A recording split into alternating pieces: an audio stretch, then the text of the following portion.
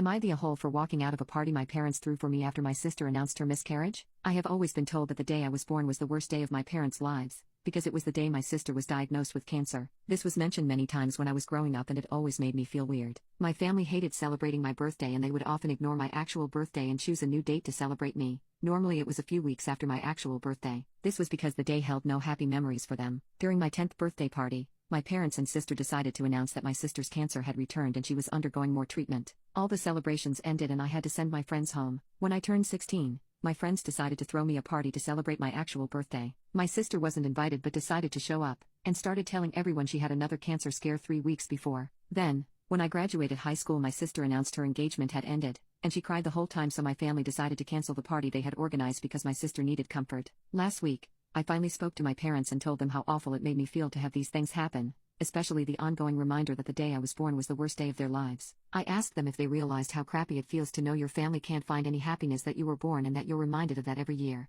They apologized and told me they would throw me a graduation party to congratulate me on my achievements. I also spoke to my sister, but she was less receptive to considering my feelings and said that her traumas were always more important than my birthday. Despite some reservations, I went to my graduation party because my parents made a huge effort. But then my sister showed up and announced she'd had a miscarriage to everyone, and the focus went to her. Her husband told me I should make non-family leave the party because my sister needed family around her, so I left. I think it took everyone about hours to notice my absence, and when they did, they were all asking why I thought it would be acceptable to leave the way I did. That night, my sister cried down the phone to me and said that she thought I, above everyone, would support her. She asked how I could be so cold. Am I the a-hole for leaving?